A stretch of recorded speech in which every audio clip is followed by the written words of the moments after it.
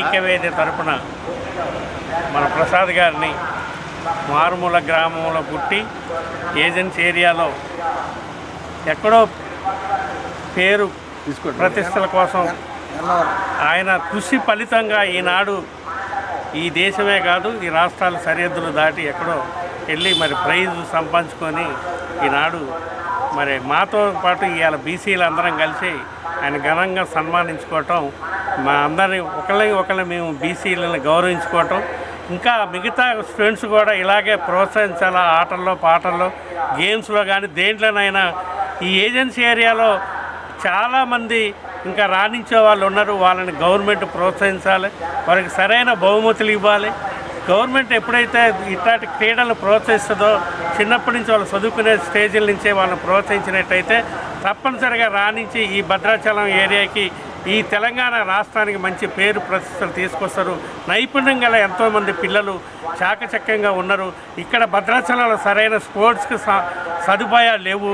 అలాంటివన్నీ సమకూర్చాలని ఒక గిరిజనులకే కాదు గిరిజనేతలను కూడా ఇక్కడ గవర్నమెంట్ ప్రత్యేకంగా ఏర్పాటు చేసి ఇలాంటి ఆటల పాటల్లో ఉన్న వాళ్ళ సంగీతంలో ఉన్న వాళ్ళందరినీ కూడా ప్రోత్సహించి గవర్నమెంట్ ముందు చర్య తీసుకోవాలని మా బీసీ ఐక్యవేది నుంచి కోరుతా ఉన్నాం. ముందుగా బీసీ ఆత్మీయులందరికీ కూడా పేరు పేరున ధన్యవాదాలు. కళని ప్రోత్సహించటం, నైపుణ్యాన్ని గుర్తించడం, అలాగే సృజనాత్మకతని వెలికితీయడం అనేది చాలా చిన్న విషయం కాదు. మహత్తర ఇది బృహత్కార్యంగా భావించాలి. ఇదే కాదు మున్ముందు కూడా ప్రతి ఒక్కరు ఉన్నటువంటి బీసీ కులంలో ఉన్న ప్రతి ఒక్కరిని కూడా మీరు ప్రోత్సహిస్తారని మనస్ఫూర్తిగా కోరుకుంటున్నాను. అలాగే పోతే ఈ ఒక విజయం సాధించడానికి దాని వెనకాల చాలా ఉంటుంది. దానికి మన సపోర్ట్ ఇచ్చేది ఇంట్లో స్త్రీలు ఉండొచ్చు, భార్య అయ్యి ఉండొచ్చు, లేదా పిల్లల దగ్గర నుంచి కూడా నేర్చుకోవాల్సి ఉంటుంది, తల్లి తండ్రి దగ్గర నుంచి నేర్చుకోవాల్సి ఉంటుంది, ఇరుగు పొరుగు అలాగే పెద్దల నుంచి. ముఖ్యంగా ఈరోజు నేను ఇంటర్నేషనల్ సెలెక్ట్ అవ్వడానికి 2026 ఫిబ్రవరి 6వ తారీఖు దుబాయ్ వెళ్తున్నాను. అయితే నేషనల్ గోల్డ్ మెడల్ కొట్టడం జరిగింది జావెలిన్ త్రో. ఈ జావెలిన్ త్రో కొట్టడానికి ప్రధాన కారణం నా పెద్ద కూతురు. ఆమె రన్నరు. స్టేట్ పంపించినప్పుడు రన్నింగ్లో ఆమెకి 4th ప్లేస్ వచ్చింది. చాలా శుభదినం. ఈరోజు మన కేశబోయిన ప్రసాద్ గారిని మరి జాతీయ స్థాయిలో మనం గోల్డ్ మెడల్ కొట్టారు.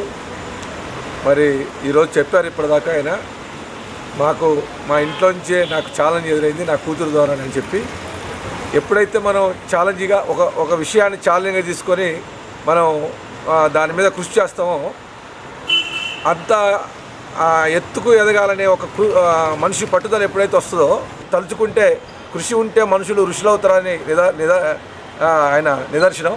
అట్లాగే ఈ రోజున ఒక మారుమూల ప్రాంతం, ఒక బీసీ బిడ్డ మన కవి ప్రసాద్, కేశబోయిన ప్రసాద్ గారు, ఆయన కవి కూడా, మంచి కళాకారుడు కూడా. ఇప్పటిదాకా నాగేశ్వరరావు గారు చెప్పారు, ఆయన నక్సలిజం మీద కూడా ఒక కవితలు అల్లి ఆయన పద్యాలు పాడి కవితలు రాశాడు.